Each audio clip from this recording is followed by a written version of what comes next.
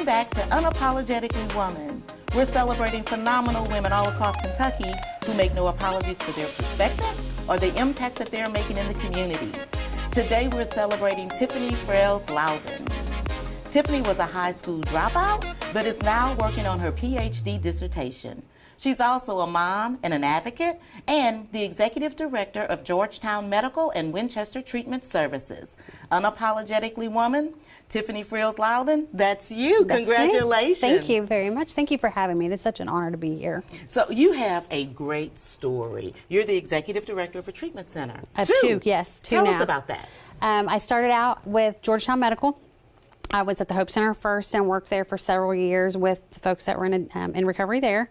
Took on this role to take a OTP, which was at the time just an OBOT, like they just was like you'd go there and dose, and then you would do counseling outside of there. And we turned it into a full clinic that now has counselors and case managers and MAs and recovery coaches there on site all the time that it's open. It's amazing. Well, and it's so important now. It is. It is 100% important. COVID kind of threw everybody for a loop. You know, and a lot of people got stuck, you know, and we got to be there to help them. And then this last year, I got to open a second one in Winchester. How exciting is that? Oh my gosh, it's been amazing. Being in the community and talking to the mayor, and, you know, I met the governor last year and talking to the different judges and everything has been incredible. I love it. So, but your whole story, your background takes you to where you are today. Yes. You grew up in West Virginia. I did. Tell us about that. I grew up from Parkersburg, West Virginia. My parents were incredible when we were all together. My mother suffered though from horrible mental illness that became pretty debilitating. We struggled a lot. At one point, she gave my sister and I to a family whom she thought would help her once my parents were divorced. That didn't turn out the way she thought it would. No, it did not. And it's not even her fault. She thought she was getting help for her kids. My mom had been in the foster system, so she was trying everything she could to not lose her kids to that system. And the couple that she had chosen, the husband, had me working for him as a teenage sex worker for quite some time until the state stepped in. My sister had been pulled from school because my mom didn't want anybody to know what was really going on. And I'd gotten her back in school, so at least 2 meals a day she would get. I had dropped out of school, was working for him during the day while Crystal would be at school. Then the state took us, and that triggered my poor mother. And so that was another downward spiral. Another downward spiral for her, and she just shut down on us. And so when you're going through all of this, and because your story is just jam-packed with a lot of trauma, it is. Because you ended up having to take care of your sister. I did for a while, and then we were put into a child shelter in Huntington, West Virginia. So they took us 2 hours away and put us in a shelter. We were there for about 3 months before they put us into foster care, and we hopped around to a couple of different foster. Were you able to stay together? No, we ended up getting separated. Wow. Yeah, that was hard. That's all I knew was to raise Crystal. You know, she was my whole heart. She was my first baby. Yeah. You know, and then, are you the older sister? I am. And how old is she? How much younger is she? She's 2.5 years younger than I am. So you had that huge weight of responsibility because you talked about making sure that she got back in school so she would at least have 2 meals a day, and I knew she was okay. Yourself. I would be fine. And then also I never wanted her to know what I was doing to make sure we were good, because I had an apartment with another girl that was doing the same thing and her children, and I would run my sister to our grandmother's in the evenings so that she wasn't there. So she didn't know. Mm-hmm. When you think back on it now and you look back at that situation, what goes through your mind? I'm thankful for the lessons. It honestly helps a lot in my line of work. It's helped me grow and makes me a stronger person, and know that I will do everything in my power if I can help just one more person not face that, or at least be there for them who has faced it, and they know that I honestly understand. That's a lot. It's an honor, to be honest with you. It doesn't hurt anymore. You take the power out of it. It doesn't hurt me. That's my story. I'm not ashamed of it. I will tell anybody that needs to hear it if it helps. You know, I was a kid. Should I have said something sooner? I'm sure. Were there fears involved? Absolutely. And fear is debilitating. Mm-hmm. And I know that now. which is probably It can why I be have done so many dumb things to get to where I'm at today, because I was so over being afraid of fear. Well, and we were talking about that, kind of offline, that you wanted to make sure that you had your power and you didn't want to be angry every day. No. Angry makes you do silly stuff, I struggled with my own mental health for a while, and wanting to give my son a better life. And there's always that fear that, oh my gosh, what if CPS shows up? I wasn't doing anything that CPS would have taken my son, but there's always the what if, because I went through it. You experienced a lot of trauma because, you talked about, your grandmother having like kind of generational trauma. Yes. Yeah. And it wasn't looked at like that back then. My family was Catholic. You just keep having babies. How many babies were there? She had 8. 8. Yeah. So, she just kept having the babies. And so that last baby, my grandmother had such horrible postpartum depression. She was put in a hospital. The baby was taken and put up for adoption. My mother and her brother that was next to her was put into foster care. It was not a good foster care situation. They were molested. They were abused, and they eventually did get to come home, but not until all that happened to them at such a young age. So it's like when she heard that my sister and I were taken, when she thought she had done the right thing to find a family to help us, it triggered something that none of us will ever understand.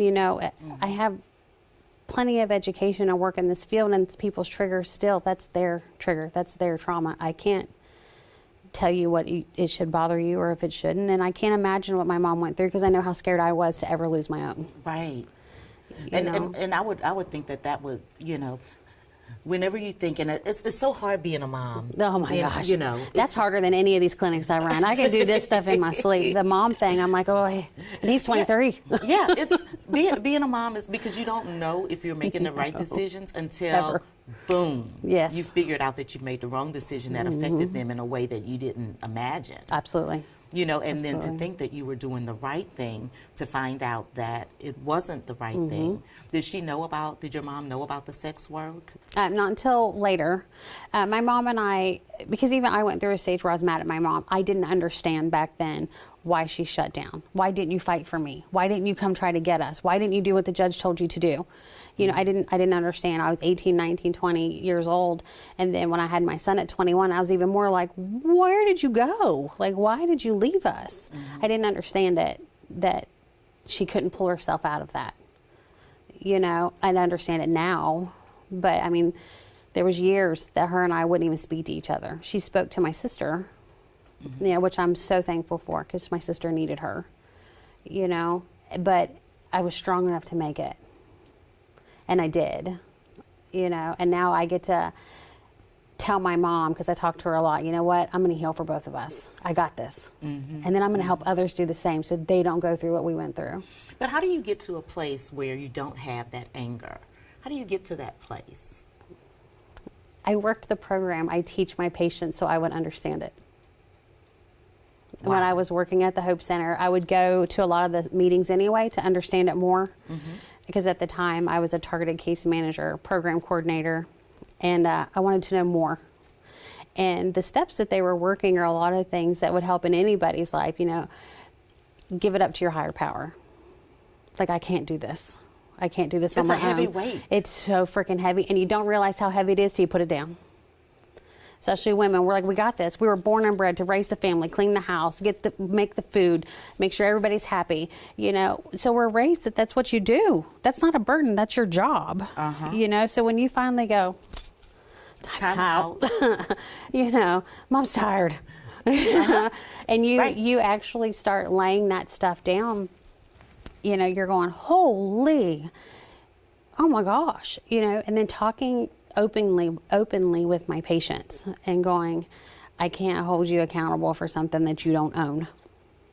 And I have to hold myself accountable, which means I have to look at even the bad stuff that happened to me and figure out what my part in that was. Could I have told sooner? Could I have made a different decision? Not the what ifs, not the woe is me, but owning, what, my sister may not have had to go through that, or I may not have had to go this far. If I'd have just opened my mouth, and because I knew that wasn't right, but I thought that was my way out. Well, but you talked to me off camera about forgiving yourself. Oh, I had to. Best thing I ever did was I wrote my child self a letter. Tell me about that letter. And I told her, I said, I would tell you I'm sorry, but I'm not. I'm going to tell you instead that I love you and I'm proud of you, and you did it. When you thought you weren't going to make it, you were just getting started. And honestly, I burned the letter, and it was almost like you were, like that was your process. Like I did it. For laying it down. Like I did it. I'm done. Because you deserve to be happy. You deserve to be successful. You deserve to be whatever it is that you want to be. I believe that for anybody that's gone through any kind of trauma. And so when you look at your journey, because we all have one, when you look at your journey and now you're the executive director of not one, but two treatment centers, how proud does that make you feel? Honored. I'm more honored than proud because I get to help. You know, I get to help with that, and knowing that I honestly don't have any judgments against my folks. You know, when I've seen so many programs that the director wouldn't be out there in the lobby. They wouldn't be trying to track down the governor. They wouldn't be out here sitting down with state legislators, you know, and going, hey, I just want your ear. You don't even have to believe me. You don't have to agree with what it is that I do. I just want an understanding from my folks. You know, it is everybody's life touches somebody in recovery. And it's everybody, including the barista. Because you might make the coffee that goes to my counselor that needs that coffee, who's going to work with my patients. And my counselors, most of them are in recovery on purpose. I hire them like that on purpose. You know, I want my patients to feel like they're honestly loved. And I tell them all the time, I love you so much, I don't care if you're mad at me. I don't care. Come back and show me you're mad at me again tomorrow. You know, I am the tough love mom with them. You know, and I tell them, like, I'm going to love you so much that you're going to get pissed off at me for loving you.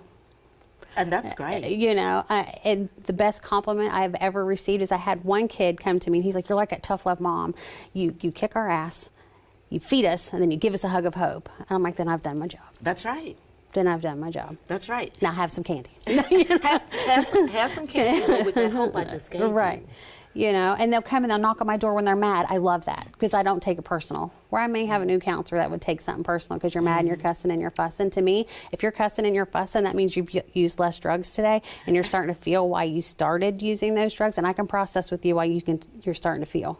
Wow. I can sit with you with that, and I will sit with you in this dark, and we will talk about it. And you're not going to offend me because I can take it. You got strong shoulders, broad shoulders. I love it. I love it. But I also put their stuff down at the end of the day because I can't carry that either. You know, I have to go home and be me at the end of the day, whether it's barefoot in my garden. I was just about to say. I love a good farmer's market. You know? I love to bake, and I will bake and give food to everybody that wants it because I don't eat We love food. Well, I got you then because I bake all the time, and I don't eat cake, but I love to make them. But that's like your happy place, it being is. outside. It is. You know, being able to put that down. Yes. And I could think that could be a little bit difficult because it's kind of hard. It was a learned trait. Okay. It was a learned trait. You know, when I was a case manager is a firefighter. They're constantly putting out fires. Your case managers are not here long term. They're with you for about 3 months. You come at them, you're like, I can't pay my rent. I've lost my dog. My da-da-da-da. You know, it's like the country song gets played out for you and you're going, yeah, I don't like country, so let's fix that. Right. You know, like, so you go into that mode and you put out all their fires and you send them on your way. And then, so all the time you're trying to find resources for all these people so you never stop, ever stop. Now, I hire people that do that. Do that part of it but I tell them the same thing. I preach it to my staff, and my staff's such an incredible crew at both places. They're so incredible. I could not do what I do without them. You know, a great leader always has great staff. Oh my gosh, they're incredible. Always. They're so incredible. But I tell them all the time, leave this here. It will be here tomorrow. I promise you it'll be here tomorrow. You know, go home and do you. But there's a little bit of guilt with that. There is. When you know that. Well, at least for me, look, now I'm in a session with you. That's okay. But at least, you know, when you know that what you're doing or not doing is affecting somebody, it's hard not to think about that. It is, but what I've learned to myself is I don't shut off. You know, I slow down. You know, I'm still going to check my emails to make sure that something hasn't happened because unfortunately in this business people pass away from time to time, you know, or a regulation will change. And it's like, and I am always a let me get ahead of it instead of behind it. You know, there's little trauma responses that stick with you for the good. You use them for the good. Right, like chaos, I'm great in it. If all hell's broke loose, I'm your girl, and I'm calm. We're calling you in. Yes, I'm here, and I'm high five me. Go sit down. I've got this. You know, but it's when you know regulations are changing. Like last year, my regs changed with what I do for a living, so I got ahead of it. I saw what the preamps were. I start working with my staff so that it didn't get thrown at them all at once. Like, okay. And I want my staff to tell me if it's making them mad. I want them to talk to me about, you know, if we can process this, then you don't take it out on them, or you're not giving false information to our patients that aren't having a good day. That's right. They're not here because they're having a great day, you know, but I want to give them a better day when they leave. So let's not have chaos within us.